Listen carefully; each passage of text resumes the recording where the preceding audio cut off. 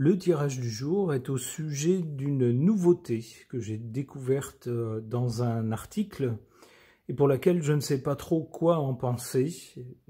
C'est quelque chose d'un peu macabre et d'un autre côté, sans doute pour des personnes qui ont perdu un proche et qui sont inconsolables, ça peut être réconfortant. De quoi est-ce qu'il s'agit ? Il s'agit de ce que cet article appelle la nécromancie numérique. Alors c'est quoi? On nous dit la résurrection numérique consiste à se servir de l'intelligence artificielle pour recréer certaines caractéristiques des personnes décédées, comme la voix ou l'apparence physique. Même si elle peut offrir un réconfort momentané, une telle pratique soulève des questions de fond sur les plans éthiques, philosophiques et juridiques. On nous explique qu'il y a quelques mois, les Espagnols ont pu voir à la télévision des personnes qui écoutaient des reconstitutions numériques des voix de leurs proches décédés. Ces reconstitutions ont été générées par l'intelligence artificielle, à partir de données audio réelles. Donc cette pratique a suscité bien des débats sociétaux et professionnels car ces reconstitutions imitent les voix des morts pour dire des mots poignants qui provoquent bien sûr des réactions intenses chez les survivants. Donc il s'agit en fait de nourrir une intelligence artificielle avec des bouts de films et des bouts d'enregistrement audio d'une personne disparue et demander ensuite à l'intelligence artificielle, à partir de ces données de base, de recréer une forme visuelle et auditive de la personne disparue, avec laquelle on peut converser comme on le ferait avec une personne vivante, bien sûr. Alors forcément, pour les gens qui sont inconsolables, ça peut être un réconfort d'entendre, de voir la personne qu'ils ont aimée. Mais d'un autre côté, ça ne va pas les aider à faire leur deuil. Ça peut même enfoncer encore un peu plus le clou. Donc je ne sais vraiment pas quoi en penser. C'est très moderne. J'aurais jamais pensé qu'une telle chose puisse exister, mais c'est là, ça existe. Alors je vais interroger les cartes à ce sujet. J'interroge le tarot de Marseille.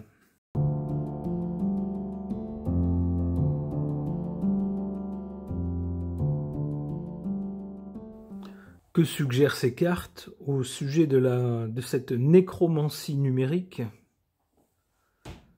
Dans le passé, avec cette carte du pape, le pape nous parle de religion, mais également dans un sens plus large de philosophie.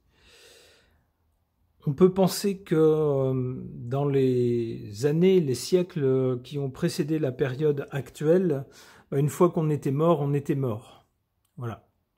Et les rites liés au décès étaient souvent, en tout cas pour nous occidentaux, liés à la religion, très souvent. Même si on n'est pas fervent religieux, eh bien, on pense tout de suite, lorsque quelqu'un est mort, à une croix, à peut-être un cimetière, à une église aussi. Ça ramène souvent à la religion. Mais aussi, cette carte suggère une certaine philosophie. On parle de faire le deuil. Alors, non pas de porter le deuil. Lorsque un proche est mort, bien sûr, on est triste. Mais de faire le deuil. C'est-à-dire qu'au bout d'un moment, bon an, mal an, la vie continue. C'est-à-dire que le soleil se lève toujours le lendemain. Il faut mettre un pied devant l'autre. Et puis, on a encore des choses à vivre, malgré la peine qu'on peut éprouver. Il y a toute une philosophie comme ça autour du deuil qui est un événement important dans une vie, mais qu'il faut savoir aussi surmonter pour connaître, malgré ce moment malheureux, des moments heureux aussi dans le reste de la vie. Ça, c'est ce qu'il y avait jusqu'à présent. Les choses étaient comme ça. Lorsqu'une personne disparaissait, c'était définitif. À part, dans une période récente, des photos, et autrefois peut-être des portraits peints de personnes disparues, eh bien c'était fini. On n'entendait plus leur voix ailleurs que dans nos souvenirs. Même chose pour des attitudes, des expressions du visage, ce genre de choses, c'était seulement dans les souvenirs. Il fallait en faire son deuil. Et on voit que cette carte est du côté du passé. Ça nous dit que maintenant c'est différent. C'est ce que nous confirme cette carte de la Maison Dieu, qui nous parle d'un bouleversement au présent, grâce à l'intelligence artificielle et au numérique. Tout est changé. On peut quasiment faire revivre, alors c'est pas vraiment faire revivre la personne décédée, mais la différence est très mince entre cette reconstitution factice et puis la vérité. Quelle est la différence entre une image de reconstitution qui bouge comme bougeait la personne disparue, qui parle avec les mêmes intonations de voix, le même vocabulaire, et puis une image qui serait celle de quelqu'un en vie, se trouvant très loin, et qu'on verrait par le biais d'une caméra, par exemple. Eh bien, ça va être compliqué de faire la différence désormais, d'où une différence très très mince entre quelqu'un de vivant et quelqu'un qui ne l'est plus. Alors ce genre de choses, apparemment, à l'avenir, va poser beaucoup de questions, générer beaucoup d'hésitations sur la conduite à tenir, ce qu'on doit autoriser ou pas, est-ce que c'est bon ou pas pour les gens, ça risque de générer pas mal de débats.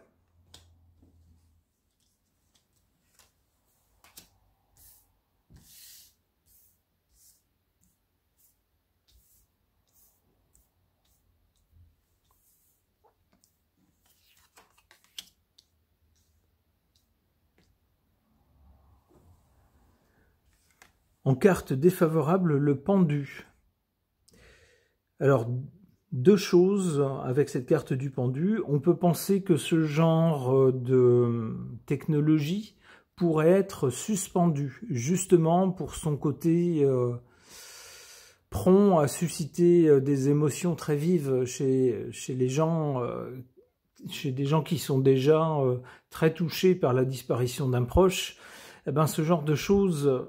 Bien sûr, on a toujours envie, quand on a perdu quelqu'un et cette personne nous manque, on n'a qu'une envie, c'est de la voir encore, de l'entendre encore.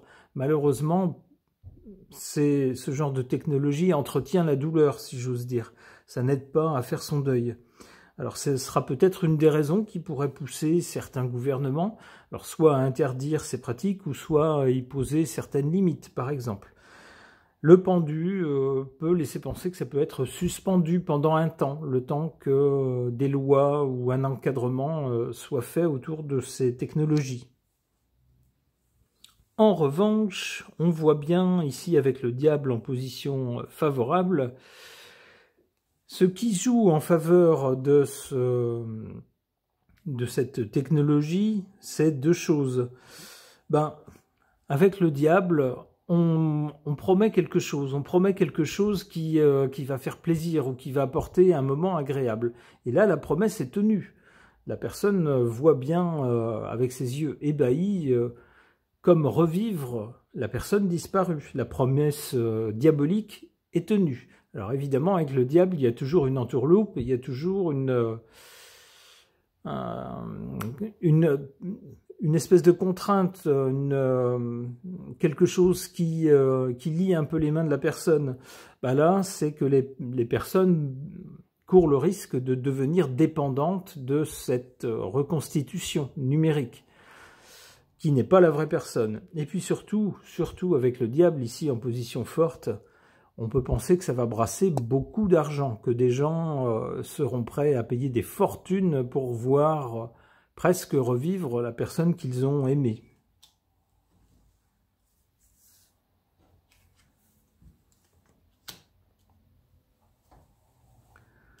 Du côté de l'avenir, donc, avec cette technologie, on a la carte, après les débats symbolisés par l'amoureux, des débats, des hésitations, des questions qui se posent, des choix à faire. On a ensuite la tempérance. Alors peut-être que finalement, le débat passera un peu comme il est venu. Peut-être que certaines personnes, oui, recourront à cette technologie, et puis d'autres personnes, peut-être se diront, je suis tenté, mais je vais pas le faire, parce que je sais que finalement, ça va raviver la douleur, et puis d'une façon ou d'une autre, c'est pas la vraie personne. La vraie personne, malheureusement, elle est morte, elle est bien morte. Donc il vaut peut-être mieux que j'apprenne à faire mon deuil.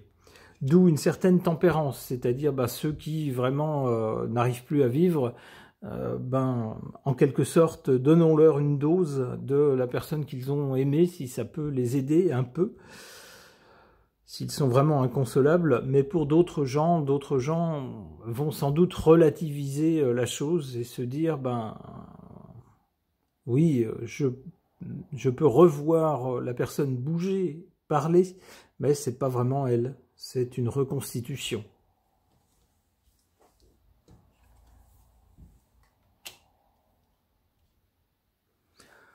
Bon, le chariot nous parle d'obstacles vaincus.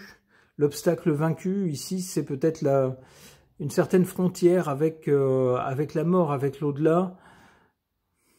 Peut-être que cette technologie pourrait être utilisée à l'avenir pour tenter de faire parler les défunts d'une autre façon que ce qu'on connaît actuellement. Pour ce genre de choses, on a recours à des médiums, par exemple. Eh bien, peut-être que cette technologie sera utilisée à l'avenir et que des gens diront ça, c'est vraiment quelque chose qu'il aurait dit dans la vraie vie, je me fie à son jugement, même si c'est une intelligence artificielle. En tout cas, avec le chariot, on voit quelque chose qui progresse, qui avance, et comme un obstacle qui est dépassé. Et cet obstacle, c'est peut-être l'idée de la mort, qui finalement pourrait devenir assez relative. Une dernière carte. La force. Ça pourrait être aussi un moyen pour des gens qui sont un peu perdus sans la personne qu'ils aiment, qu'ils ont aimée et qu'ils aiment encore malgré son décès. Ça pourrait être un moyen pour ces personnes de retrouver un peu de force. On espère en tout cas que les conseils de l'intelligence artificielle parlant par la bouche d'un défunt seront des conseils avisés. Ok. Concernant de nouvelles techniques qu'on appelle nécromancie numérique, il s'agit de faire presque revivre des défunts en nourrissant une intelligence artificielle avec des vidéos et de l'audio de la personne décédée pour que cette intelligence crée un ersatz, on pourrait dire, visuel et audio de la personne décédée. Concernant donc cette technique, j'interroge cet oracle Earth and Bone.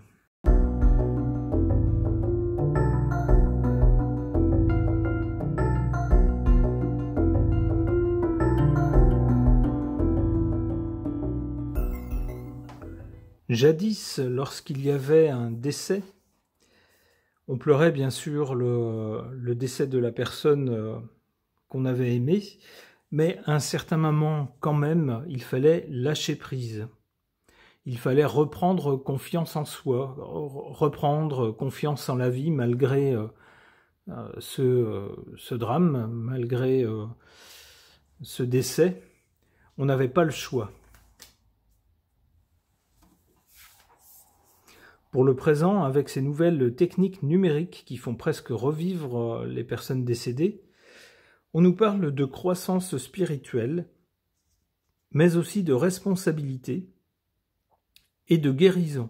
Alors guérison, sans doute parce que le fait de revoir et d'entendre à nouveau une personne qu'on a aimée, ça peut réconforter, ça peut nous aider, même si ça crée de l'émotion.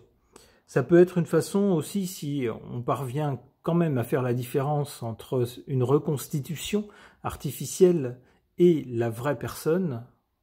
Ce qui est reconstitué par l'intelligence artificielle, ce n'est pas la vraie personne.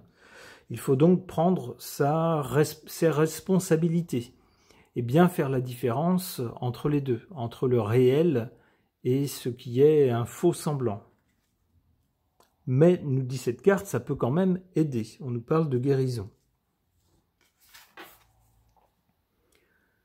Pour l'avenir, on nous parle de travail intérieur, de connexion profonde et de tribu spirituelle. Alors moi, j'y verrais justement une technique qui peut aider les gens à faire leur deuil, les gens qui n'y parviennent pas, sous réserve bien sûr que l'intelligence artificielle qui parle par la bouche de l'image d'un défunt et avec sa voix apporte des réponses appropriées. Des réponses qui poussent, enfin qui réconfortent la personne et qui la poussent à se prendre en main, à reprendre confiance et à aller de l'avant.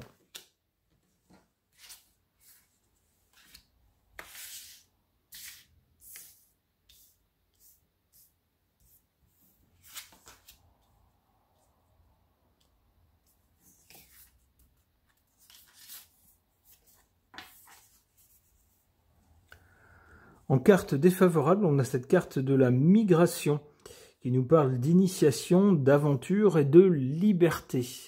Alors, cette carte nous parle peut-être de l'âme des défunts. On a toujours tendance, lorsque une personne de notre entourage, une personne qu'on a aimée décède, on a tendance à la pleurer, à y penser, à vouloir s'y accrocher. On a de la peine, bien sûr, à se séparer de quelqu'un qui a compté dans nos vies. Eh bien, cette carte nous dit peut-être que cette technique ne nous aide pas à nous en séparer. Or, toujours si je vais dans le sens de cette carte ici, cette carte tendrait à nous dire qu'il faut laisser l'âme des défunts s'envoler. On ne peut pas les retenir sur terre. Alors, bien sûr, ça nécessite de croire en l'âme, en la survie de l'âme, mais si vous y croyez, cette carte tendrait à nous dire que, bien sûr, il y a une période de deuil, mais après, il faut laisser la personne partir. Si elle n'est plus parmi les vivants, c'est qu'il y a une raison. C'est presque ce que nous confirme cette carte en position favorable, cette carte de l'envol, comme une âme qui s'envole. On nous parle ici d'opportunités, de prospérité, de nouvelles entreprises. Eh bien, le décès de quelqu'un, c'est peut-être aussi l'occasion de tourner une page dans nos vies et de se dire, ben voilà, jusqu'à présent, les choses ont été comme ça, organisées avec cette personne qui comptait beaucoup, mais maintenant, cette personne n'est plus là. C'est douloureux, mais c'est comme ça. Je ne peux rien y changer et il va falloir que je réorganise ma vie. C'est peut-être justement l'occasion d'organiser sa vie autrement. Et si la personne n'est plus là, rien ne n'empêche de prendre conseil auprès d'une intelligence artificielle qui aura son apparence et sa voix pour savoir comment organiser sa vie à partir de ce deuil, si jamais on est un peu perdu.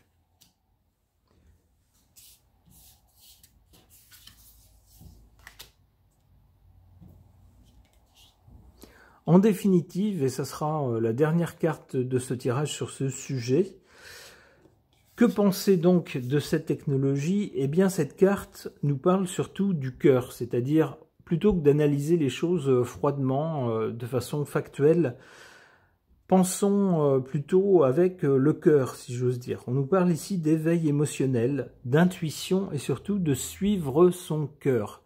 Si notre cœur nous dit eh ben, c'est bien dommage, j'ai beaucoup aimé cette personne et c'est douloureux que cette personne soit partie, mais maintenant je dois faire ma vie sans cette personne, elle n'est plus là.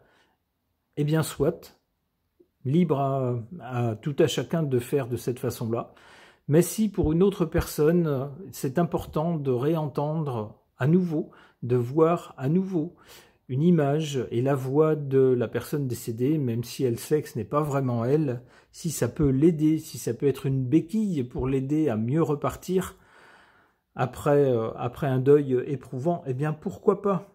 On suit là aussi son cœur. Donc libre à chacun de faire, bien sûr, comme il le sent et comme il le souhaite.